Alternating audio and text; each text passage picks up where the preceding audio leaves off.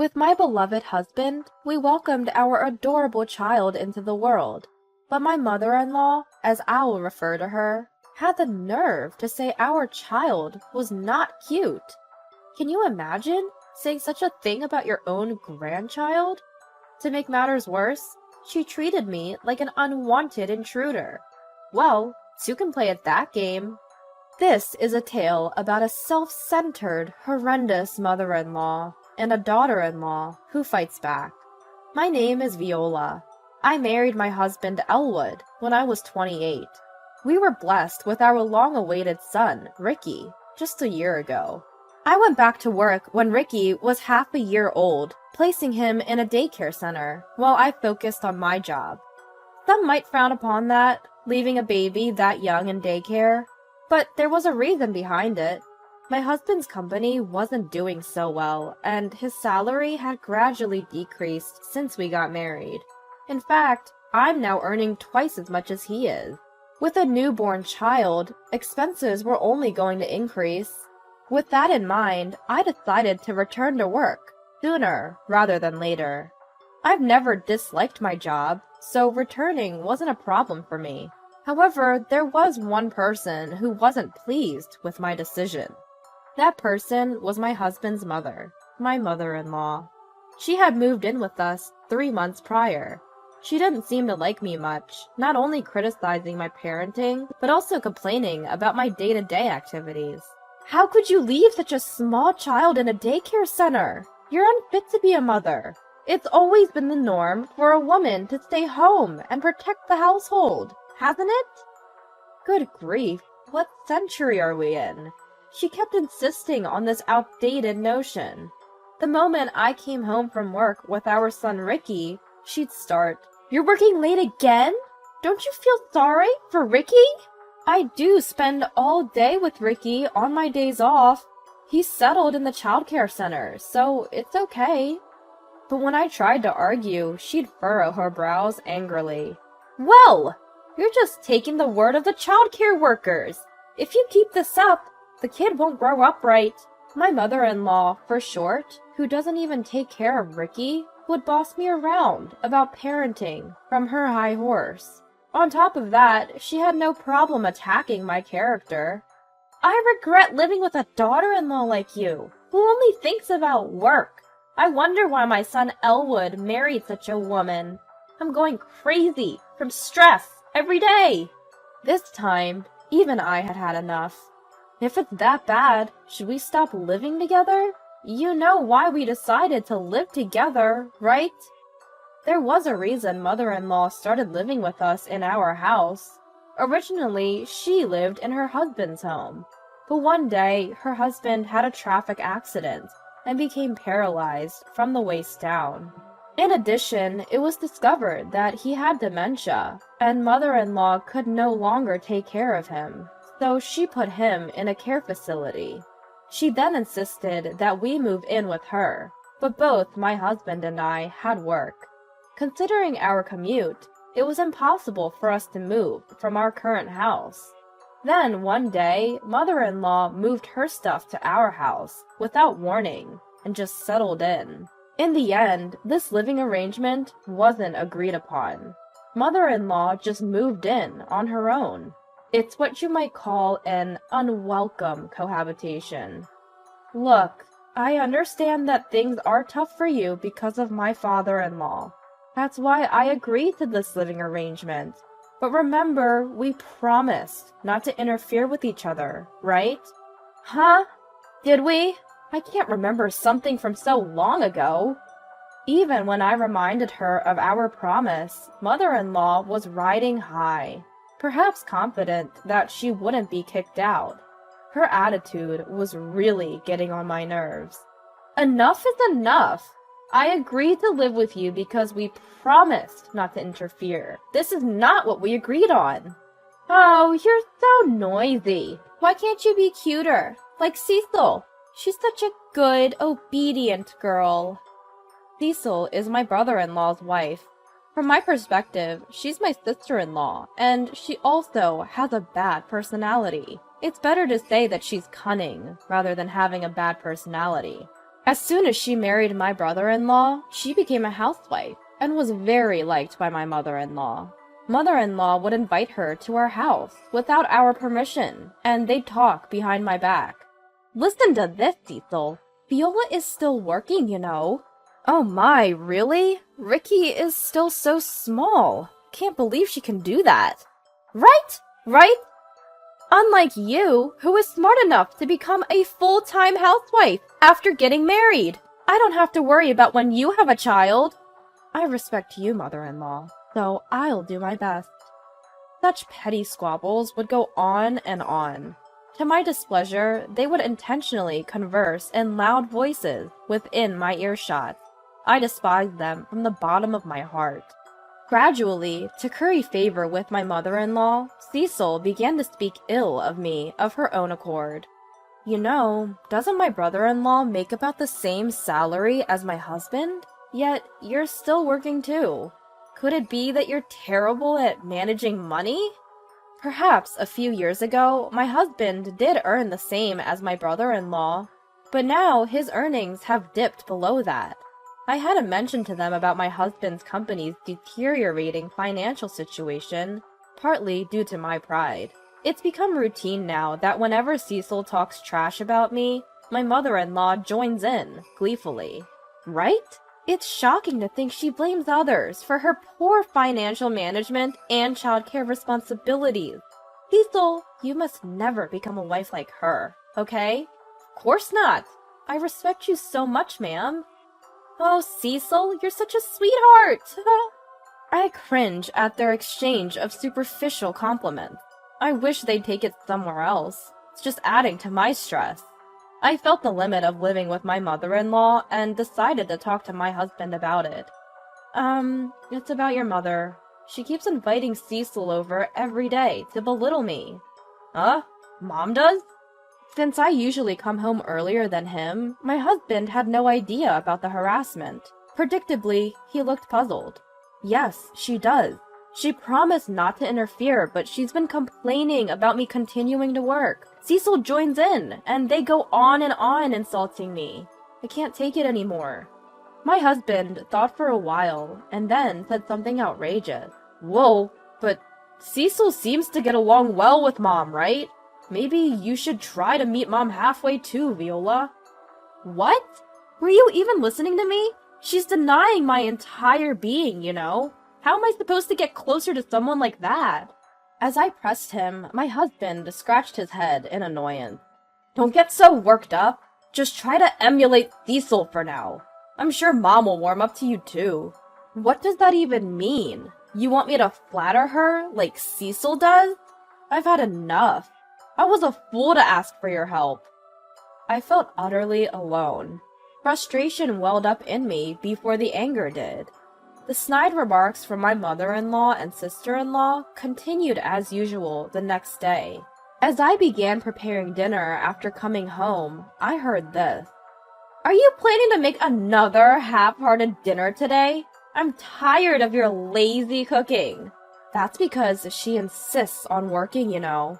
If it were up to me or my mother-in-law, we would never serve our husbands such low-quality meals, right? For the record, my mother-in-law's cooking is nothing to brag about. It's overly seasoned and not that delicious. As for my sister-in-law, her homemaking skills are quite evident given that she practically lives at our place. While cursing them inwardly, I silently proceeded with my dinner preparations. When my husband came home, both my mother-in-law and Cecil changed their attitudes drastically and stopped picking on me. Because of this, my husband couldn't trust what I said. Just when things were like this, an incident happened. Out of nowhere, I got a call from the childcare center during my work shift. I hurriedly contacted my husband and rushed home. There, my mother-in-law and my teary-eyed son were waiting. What on earth do you think you're doing, mother-in-law? How could you just take Ricky away from the childcare center without my consent? When I shouted in anger, my mother-in-law sighed as if she was tired of it all. She looked at me with condescending eyes. What's all the fuss? I did it for my grandson. Paying for a childcare center is a waste of money. Raising a child is a mother's job, isn't it? But that's just your opinion, right? We have reasons to send Ricky to the childcare center. It's inexcusable for you to just take him without permission. It's no different from kidnapping. Kidnapping? Are you kidding me? Even though he's my grandson? It doesn't matter that he's your grandson. You disregarded the teacher's warnings and just took him. That's kidnapping. No matter how clearly I made my point, she simply shrugged it off. Then she said something unbelievable. What nonsense! To begin with, neither you nor your son are cute. If you have any complaints, just get out. She didn't think my son, her own grandson, was cute? At that moment, a huge red flag went up in my mind. To call her own grandson not cute in front of him? We can't live with this woman any longer. I'll never forgive her for insulting my precious son. I swore to myself to protect him, no matter what. At that moment, my husband arrived home. I immediately broke the news to him. Elwood! It was your mother who took Ricky from the childcare center. I've reached my limits. I can't live with her anymore. Suddenly, my mother-in-law played the victim and started pretending to cry. Listen! Elwood! Can you believe what Viola is saying? She's accusing me of kidnapping. I just want to pick up cute little Ricky. That's all. Isn't it horrible? Just picking him up? I got heated at her words. Stop joking around! You just said that my son is not cute. You told me to get out. This is our house, not yours. Are you just pretending to be a good mother in front of my husband? Elwood, please help me. Viola is always picking on me. Watching my mother-in-law cry out to my husband, I felt as if everything was ridiculous. If my husband were to side with this woman with her poor acting, at that point, I decided it would be just my son and me. We'd forge ahead together. The first to break the silence was my husband. First, I want to talk with Viola. Mom, please return to your room. My husband, who always sided with his mother, made her eyes widen in surprise with this statement. What are you saying? There's no need to listen to Viola, right? Can't you see I'm suffering? This involves Ricky too. That's why I want to have a proper conversation with Viola, as his parent. My mother-in-law looked unsatisfied the entire time, but probably didn't want to upset my husband, so reluctantly agreed. Afterward, my husband and I spent hours discussing the incident and everything leading up to it, eventually coming to a conclusion. A few days later, we decided to tell her the outline of what we discussed. Mom, sorry to keep you waiting. We finally come to a decision.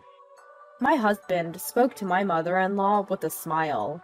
Seeing my expression, mother-in-law must have been convinced that her son was on her side. She started chattering excitedly. So, you're finally breaking free from Viola, huh? Without even considering what I had just said, mother-in-law was over the moon. She called my brother-in-law and his wife, and, like always, began bad-mouthing me. Wow, what a relief! Today, we finally get to say goodbye to Viola. Right, Viola? To her question, I responded with a smile. Of course.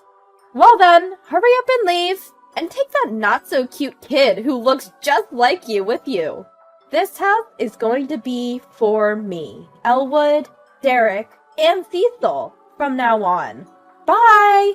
Then my husband, who had been silent up until that point, slowly spoke up. Let's go, Viola. Excuse me. Let's go, Elwood. What? What? Mother-in-law seemed to be struggling to understand, repeating what several times. My husband and I started packing our belongings, preparing to leave with our son. That's when mother-in-law stopped us. Wait, Elwood! What's going on? We're going to live in this house, together, right? What are you talking about? My husband turned to mother-in-law with a cold stare. I'm leaving with Viola. I can't put up with your delusions any longer. Mother-in-law trembled, then collapsed. Why? Why would you side with her? I heard everything from the childcare center teacher.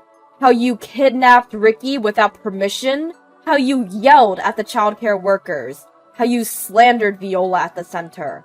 Everything. That's... I never thought you could sink so low, Mom. Surrounded by people who only listen to you. You really messed up. Enjoy your life. With that, my husband said, let's go, and pushed me out of the house. Until the end, mother-in-law called out to him, crying. On the way to our new place, my husband apologized. I'm sorry, I didn't realize sooner. I hope you can forgive me. What are you talking about? You taking action now is more than enough. I smiled at my husband. Yes, the fact that he believed me over mother-in-law this time was the most comforting thing. Since then, we've cut off contact with mother-in-law and my brother-in-law's family and regained our peaceful daily life. After we canceled our lease on the house, mother-in-law, with nowhere else to go, apparently moved in with my brother-in-law and his wife. With the addition of mother-in-law and the pressure she put on their living expenses, my brother-in-law's income wasn't enough. As a result, Cecil had to get a job, and now mother-in-law is alone at home. There's no one for her to badmouth or to share in the bad-mouthing. Even with Cecil, who used to be her best buddy, they now argue constantly. I have to work because of you, mother-in-law. Give me a break. What? It's my fault? Get out of here, you old hag! Hearing the real Cecil, her husband seems to have lost his feelings for her. I heard they're in the middle of a divorce. She used to have a lot of free time to act cute in front of my husband. But now that she's working and often irritable, her true colors have shown. No matter how dire their circumstances become, I have no intention of ever interacting with mother-in-law again. From now on, my husband, my son, and I will work together to build a happy home.